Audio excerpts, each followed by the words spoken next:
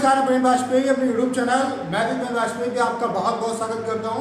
जैसा कि आपको पता है कि हम लोग नंबर सिस्टम को पढ़ रहे हैं। सारी क्लासेस आपकी लगातार नंबर सिस्टम पे आ रही हैं। यहाँ पे नंबर सिस्टम को हम लोग टाइप वाइज डिस्कस कर रहे हैं, मतलब जितने टाइप के आपके क्वेश्चन आते हैं उन सारे क्वेश्चन को हम लोग टाइप वाइज सारी क्लासेस में वन बाय वन डिस्कस कर रहे हैं। आज की जो क्लास हमारी है वो बेसिकली इस बारे में होने वाली है कि अभाज्य संख्याओं में कुछ एक फिक्स चीज़ें होती है जो आपको जानना जरूरी है, उन पर रिलेटेड आपके क्वेश्चन भी आते हैं। अगर वो फिक्स प्रॉपर्टी आपको अभाज्य संख्याओं के बारे में नहीं पता होगी तब आप क्वेश्चन को नहीं कर सकते। तो आज की जो क्लास हमारी है वो बेसिकली इसी पे डिपेंड होने वाली है कि अभाज्य संख्याओं में जो क्वेश्चन आपके बनते हैं वो कैसे कैसे बनते हैं, कैसे कैसे उन क्वेश्चन को हम लोग सॉल्व करते हैं और कौन कौन सी इंपॉर्टेंट बातें हैं जो आपको अभाज्य संख्याओं के बारे में जानना जरूरी है। क्योंकि सबसे बड़ी प्रॉब्लम जो अभाज्य संख्याओं के बारे में होती है वो ये होती है कि यहाँ पे कोई फिक्स पैटर्न आपका काम नहीं करता है। जैसे कि सम विषम संख्याएं हैं, उनमें आपको पता है कि लगातार सम या विषम संख्याएं हैं तो उनमें दो का डिफरेंस होता है। जैसे कि क्रमागत संख्याएं हैं, लगातार क्रमागत संख्याओं में 1 का डिफरेंस होता है। लेकिन अभाज्य संख्याओं में एक फिक्स रूल काम नहीं करता। जैसे मैंने आपको क्वेश्चन दे दिया कि दो अभाज्य संख्याओं का योगफल 99 है, तो बताओ वे दोनों अभाज्य संख्याएं क्या होंगी। तो इस क्वेश्चन को आप तब तक नहीं कर पाओगे जब तक कि आपको पैटर्न नहीं पता होगा। तो आज की जो क्लास है बेसिकली वो इसी बारे में होने वाली है कि अभाज्य संख्याओं में कौन कौन सी ऐसी इंपॉर्टेंट चीज़ें हैं जो आपको जानना जरूरी है और कैसे कैसे क्वेश्चन आपके एग्जाम में पूछे जाते हैं। तो आइए स्टार्ट करते हैं आज की क्लास को। अगर आप लोगों ने इससे पहले वाली क्लासेस को नहीं देखा है तो उन क्लासेस को भी जाके देखिए, आपको बहुत कुछ सीखने को मिलेगा। और एक बात जो मैं कहना चाहता हूँ आपसे वो ये है कि आप जब क्लास को पूरा देखेंगे तभी आपको इसका बेनिफिट मिलेगा। अगर आप हवा में हैं तो आपको क्लास देखने की कोई ज़रूरत नहीं है। आप अगर वाकई में सीरियस है पढ़ाई के लिए तो क्लास को पूरा देखिए। ये मैं गारंटी लेता हूँ कि आपको 100% सारी चीज़ें बहुत अच्छे तरीके से समझ में आएंगी। तो आइए स्टार्ट करते हैं आज की क्लास में। सबसे पहले मैंने इस बारे में आपको पहले भी बताया है कि अभाज्य संख्याएं क्या होती है। एक बार फिर मैं रिपीट कर देता हूँ। तो अभाज्य संख्याएं भाई क्या होती हैं? वे संख्याएं, अभाज्य संख्याएं क्या होती हैं? वे संख्याएं जो एक से और अपने आप से कटें उनको हम लोग क्या बोलते हैं? अभाज्य संख्याएं बोलते हैं। या हम कह सकते हैं वे संख्याएं जिनका एचसीएफ 1 होता है उन्हें हम लोग क्या बोलते हैं? अभाज्य संख्याएं बोलते हैं। लेकिन ये बात 100% सही नहीं है कि एचसीएफ 1 होता है। एचसीएफ आपका जो रिलेटिवली प्राइम नंबर होते हैं उनका भी 1 होता है। तो अभाज्य संख्याओं के बारे में ये बात बिल्कुल 100% सही नहीं, लेकिन ये बात बिल्कुल सही है कि वो संख्याएं जो अपने आप से और एक से घटे उन्हें हम क्या बोलते हैं? अभाज्य संख्या बोलते हैं। तो सबसे छोटी सम अभाज्य संख्या क्या होती है? 2 होती है, 3 हुआ, 5 हुआ, 7 हुआ। इस तरीके से आपकी सारी अभाज्य संख्याएं होती हैं। इनमें कोई फिक्स रूल काम नहीं करता है। क्या इनकी प्रॉपर्टी होती है कि ये अपने आप से डिवाइड होती हैं और 1 से डिवाइड होती हैं। अब इनमें कुछ जो इंपॉर्टेंट चीज़ें हैं जिन पर डायरेक्ट आपके क्वेश्चन पूछे जाते हैं वो आपको पता होना चाहिए। जैसे अगर मैं आपसे कहूँ कि 1 से लेकर के 25 तक टोटल कितनी अभाज्य संख्या होती है। जैसे मान लेते हैं कि कल को यही क्वेश्चन पूछ लिया गया, तो अगर आपको चीज़ें याद होंगी तो आपका ये टाइम बचाएगा। अगर नहीं याद होंगी तो इन सबको निकालने में आपका टाइम खराब होगा। ये जो बातें मैं आपको बता रहा हूँ इनको आप नोट डाउन कर लो और इन्हें आपको अपने दिमाग में रखना है। जैसे 1 से लेकर के 25 तक अगर हम बात करें कि अभाज्य संख्याओं की कितनी होती हैं, तो 1 से 25 तक जो अभाज्य संख्या होती है वो कितनी होती है? 9 होती है। 1 से 25 तक अभाज्य संख्याएं कितनी होती हैं? 9 होती हैं। 25 से लेकर के 50 तक अभाज्य संख्याएं कितनी होती हैं? 6 होती हैं। 1 से लेकर के 25 तक अभाज्य संख्याएं कितनी होती हैं? 9 होती हैं। और 25 से लेकर के 50 तक अभाज्य संख्याएं कितनी होती हैं? 6 होती हैं। तो अगर बात करें कि 1 से लेकर के, देखिए 1 से लेकर के 25 तक कितनी है? 9 और 25 से लेकर के 50 तक कितनी है? 6। तो हम कह सकते हैं कि 1 से लेकर के 50 तक टोटल अभाज्य संख्याएं कितनी होती हैं? 15 होती हैं। कितनी होती हैं? 15 होती हैं। अगर हम बात करें कि 50 से लेकर के 100 तक अभाज्य संख्याएं भाई कितनी होती हैं, तो 50 से लेकर के 100 तक अभाज्य संख्याएं जो होती हैं वो कितनी होती है? 10 होती है। तो हम यहाँ से ये कह सकते हैं, देखो 1 से लेकर के 50 तक कितनी है? 15 और 50 से 100 तक कितनी अभाज्य संख्याएं? 10। तो टोटल हम कह सकते हैं कि 1 से लेकर के 100 तक अभाज्य संख्याएं कितनी होती हैं? 25 होती हैं। तो ये बातें आपको पता होनी चाहिए। इनका यूज़ क्या होगा, जैसे मान लेते हैं कल को क्वेश्चन पूछ लिया गया कि 1 से लेकर के 100 तक टोटल कितनी अभाज्य संख्याएं होंगी, तो अगर आपको ये बात डायरेक्ट पता है तो आप इसका डायरेक्ट आंसर बता सकते हो। अगर नहीं पता होगा तो फिर आप लिखो उन्हें और देखो निकाल के कि कितनी अभाज्य संख्या होती है।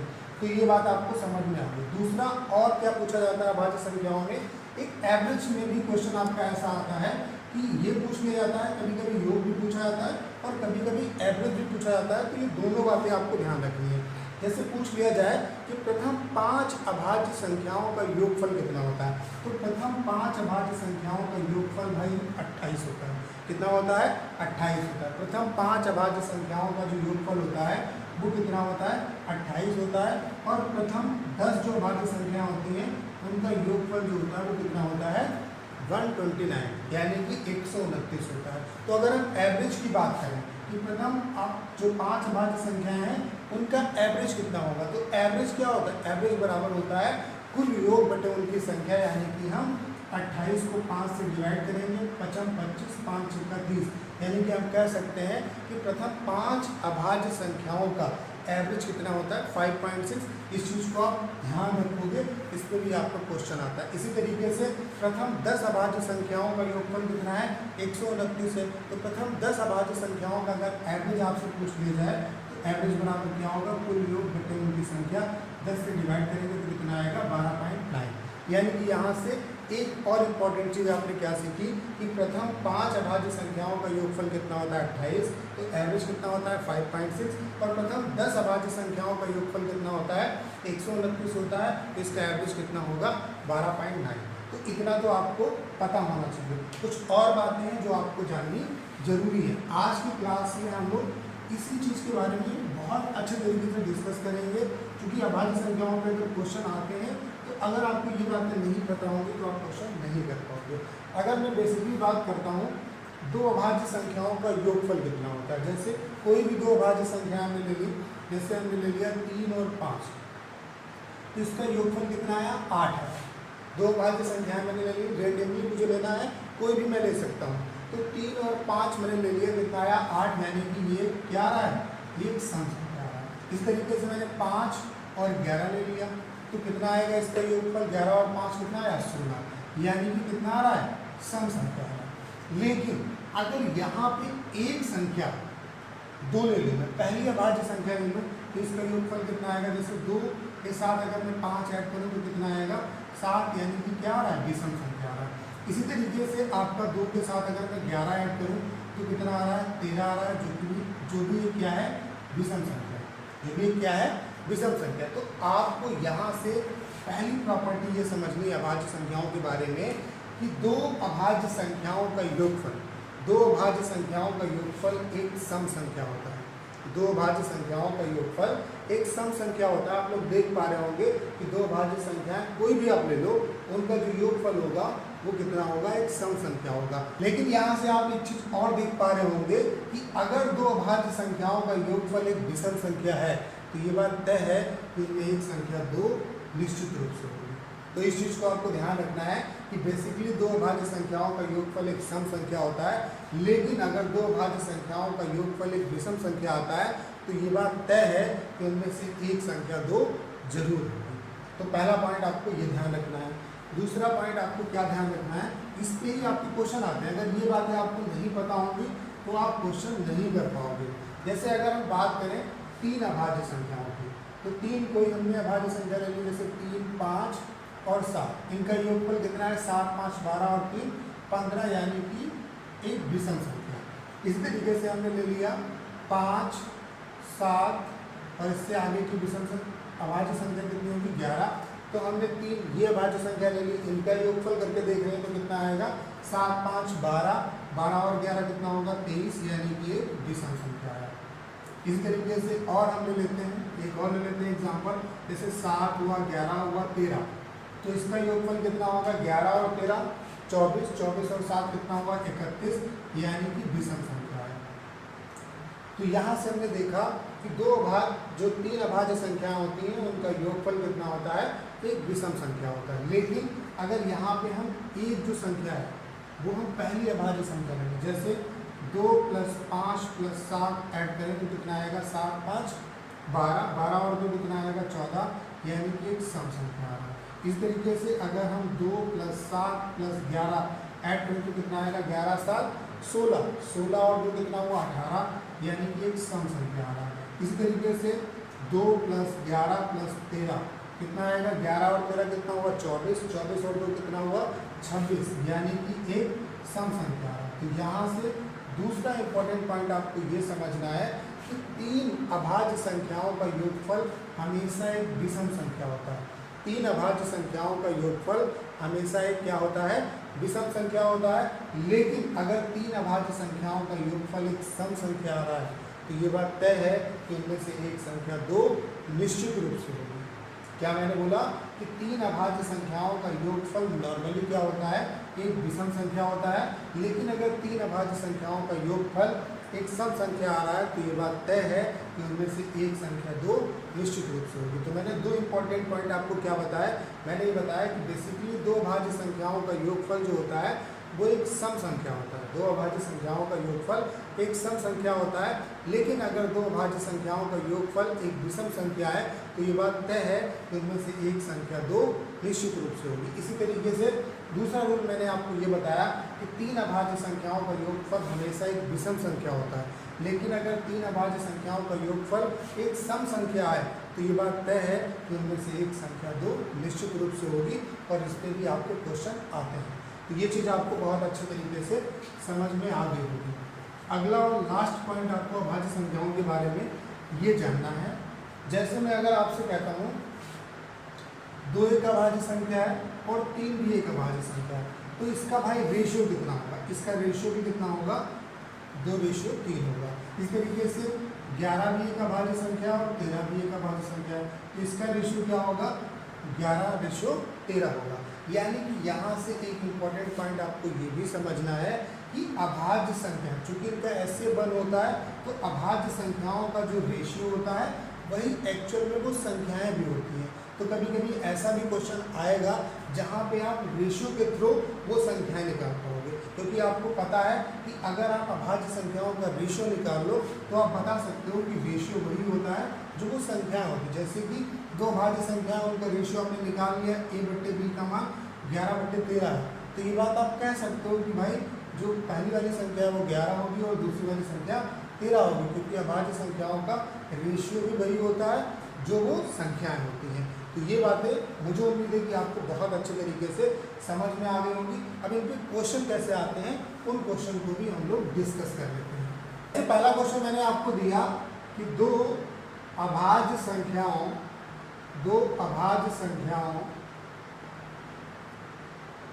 का योग 91 है। दो अभाज्य संख्याओं का योगफल 91 है तो अभाज्य संख्याएं क्या होगी, अभाज्य संख्याएं क्या होगी। तो ये क्वेश्चन आप तब तक नहीं कर पाओगे जब तक कि आपको कॉन्सेप्ट नहीं पता होगा। जैसे दो अभाज्य संख्याएं मान लेते हैं a और b, क्योंकि यहाँ पे कोई फिक्स पैटर्न तो काम नहीं करता है सम और विषम या क्रमागत संख्याओं के जैसा। तो हमने मान लिया कि दो अभाज्य संख्या a और b हैं, इनका योगफल कितना है 91। तो जो मैंने रूल आपको बताया वो अगर आपको नहीं पता होंगे तो आप इस क्वेश्चन को नहीं कर पाओगे।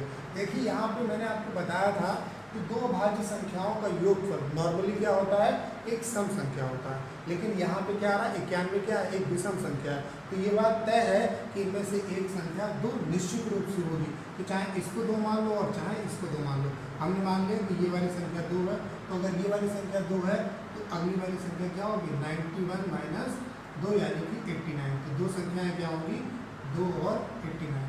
तो ये बात जब तक कि आपको नहीं पता होगी तब तक कि आप इस क्वेश्चन को नहीं कर सकते थे। एक और क्वेश्चन जैसे हम ले लेते हैं एग्जाम्पल के लिए। जैसे मैंने ले लिया कि भाई दो क्रमागत संख्याएं हैं, दो अभाज्य संख्याएं, इनका योगफल 99 है। तो बताओ भाई वो अभाज्य संख्याएं क्या होंगी। तो मान लेते हैं a और b दो अभाज्य संख्याएं, इनका योगफल कितना दिया है, 99 दिया है। तो आप तुरंत देख के समझ गए कि वैसे तो बेसिकली दो अभाज्य संख्याओं का योगफल एक सम संख्या होता है, लेकिन यहाँ पे विषम संख्या आ रहा है तो ये बात तय है कि एक संख्या क्या होगी, 2 होगी। अगर एक संख्या 2 है तो अगली वाली संख्या क्या होगी, 97 होगी। यानी कि दोनों संख्याएं क्या होंगी, 2 और 97 होगी। तो 2 पे ऐसा क्वेश्चन आपका आएगा, 3 पे कैसा क्वेश्चन आता है, एक क्वेश्चन हम लोग वैसा भी कर लेते हैं। जैसे मैंने आपको दे दिया, अगला मैंने क्वेश्चन दिया 3 अभाज्य संख्याओं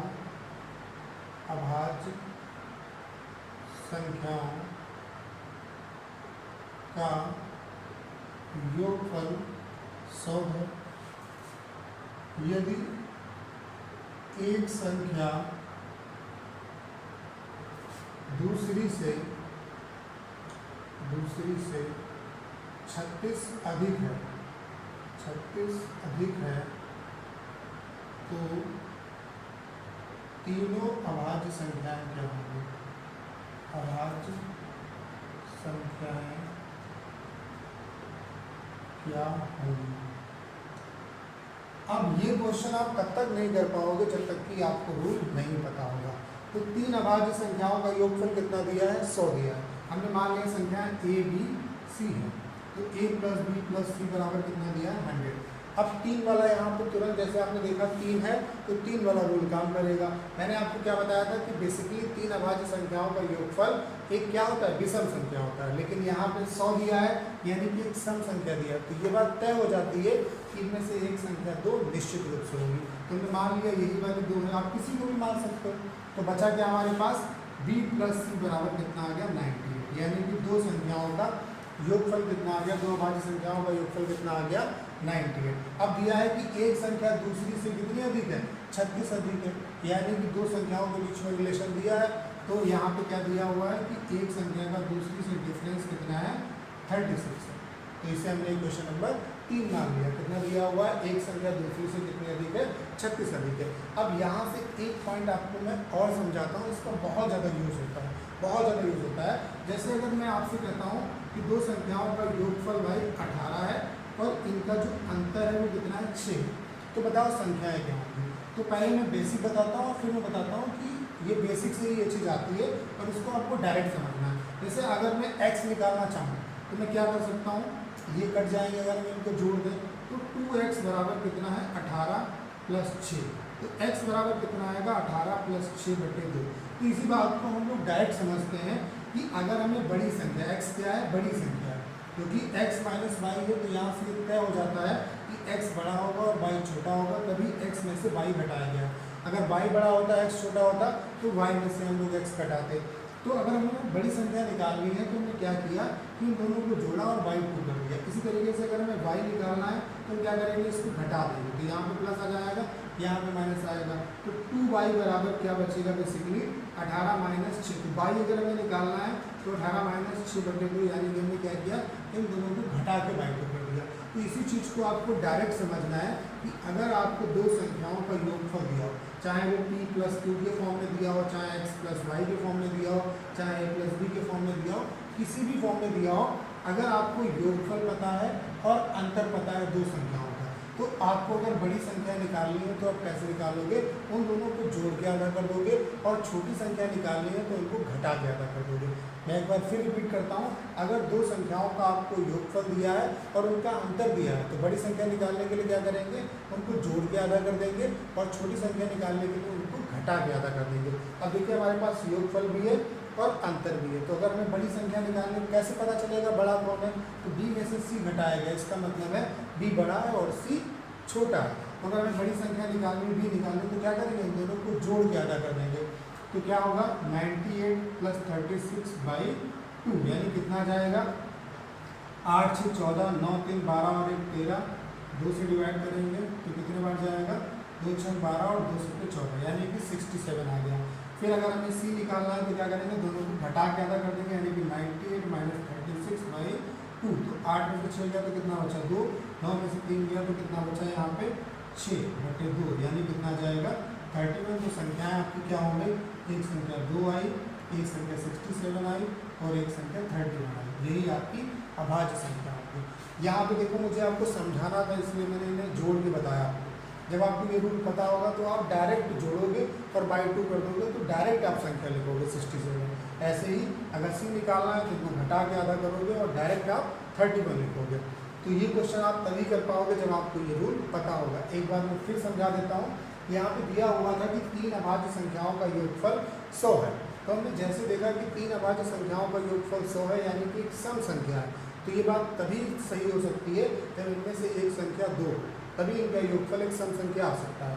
तो हमने किसी एक संख्या को 2 मान लिया, तो 2 संख्या बची, इनका योगफल कितना आया 98। और बोला गया यदि एक संख्या दूसरी से 36 अधिक है, यानी कि जो बची हुई 2 संख्या है उनके बीच का जो डिफरेंस है वो कितना दिया हुआ 36 दिया। यहाँ पे जैसे मैंने b को बढ़ा लिया तो b माइनस सी लिखा मैंने। आप अगर c को बढ़ा लेना चाहते हो तो c माइनस b लिख दो। जैसा आप लोगे वैसे ही आपकी संख्याएं आएंगी, लेकिन संख्याएं हो सकता है ये b का मान, जैसे b का मान लिया है और c का मान लिया है, जब आप c को बढ़ा लोगे और b को छोटा लोगे तो ये आपका c का मान हो जाएगा और ये आपका b का मान हो जाएगा, लेकिन संख्याएं आपकी यही आएंगी। तो हमें योगफल पता हो गया और अंतर पता हो गया, तो हमने दोनों संख्याएं निकालनी।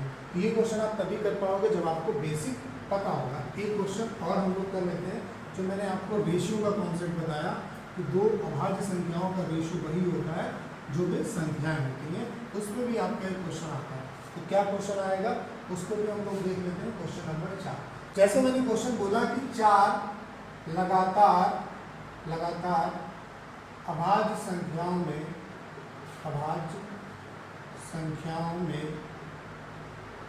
प्रथम 3 का गुणनफल 385 है तथा अंतिम 3 का गुणनफल 1001 है, तो सबसे बड़ी संख्या क्या होगी? सबसे बड़ी अभाज्य संख्या क्या होगी? काफ़ी अच्छा क्वेश्चन है, ये क्वेश्चन आपका आया हुआ है। तो कैसे करेंगे, क्या दिया हुआ है क्वेश्चन में? बोला गया है कि 4 लगातार अभाज्य संख्याओं में से प्रथम 3 का गुणनफल कितना है 385 और अंतिम 3 का गुणनफल कितना है 1001 है, तो सबसे बड़ी अभाज्य संख्या क्या होगी? आपको पता है कि अभाज्य संख्याओं में कोई फिक्स रूल तो काम नहीं करता है, तो इसे करने का जुगाड़ क्या है? हमने मान लिया कि चारों अभाज्य संख्याएं क्या हैं, a, b, c और d। तो प्रथम 3 का गुणनफल यानी कि a, b, c का मान कितना दिया है 385, ये क्वेश्चन हमारी पहली बन गई। पर अंतिम 3 का गुणनफल यानी कि b, c, d का मान कितना दिया है 1001। बस हमारे पास इतना है। अब आप दिमाग लगाओ कि आप सबसे बड़ी कैसे निकाल पाओगे। आप यहाँ पे कुछ नहीं कर सकते, बस यहाँ पे आप रेशियो निकाल सकते हो। जैसे आपने देखा यार ए बी सी यहाँ पे दिया है, बी सी डी यहाँ पे दिया है, तो अगर हम सेकेंड से फर्स्ट को डिवाइड कर दें तो बी सी आपको कट जाएगा, डी और ए के बीच में रिलेशन हमें पता चल जाएगा, डी और ए का रेशियो पता चल जाएगा, और जो रेशियो होगा वही वो संख्या होगी। तो बस यही चीज़ हम कर सकते हैं। तो हमने क्या किया कि सेकेंड से फर्स्ट को डिवाइड कर दिया, तो आपका बी सी से बी सी आपका कैंसिल हो गया, बचा गया आपका डी बटे ए। यहाँ पे कितना आया 1001/385। तो इससे हम किससे काट सकते हैं, ये आपका 11 से कट जाएगा, 11 9 99 और 11 1 11, 11 3 33, 11 5 55, 7 से कट जाएगा आपका 7 1 7, 7 3 21 और 7 5 35। यानी कि हम कह सकते हैं कि लास्ट संख्या और पहली संख्या के बीच में रेशियो कितना है 13 और 5 का। अब आपको पता है कि अभाज्य संख्याओं का जो रेशियो होता है वही वो संख्या होती है।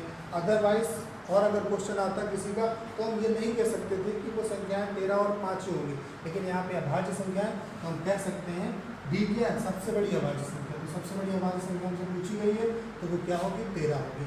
अगर सबसे छोटी पूछी जाती तो वो कितनी होती 5 होती। तो मुझे उम्मीद है कि अभाज्य संख्याओं पे रिलेटेड जितनी भी प्रॉपर्टी मैंने आपको बताई, जितने भी मैंने आपको क्वेश्चन कराए, वो आपको बहुत अच्छे तरीके से समझ में आए होंगे। अगर वीडियो आपको अच्छा लगा हो तो इसे अपने तक सीमित ना रखें, ज़्यादा से ज़्यादा स्टूडेंट के बीच में शेयर करें ताकि ज़्यादा से ज़्यादा बच्चों को इस बात का फ़ायदा मिल सके।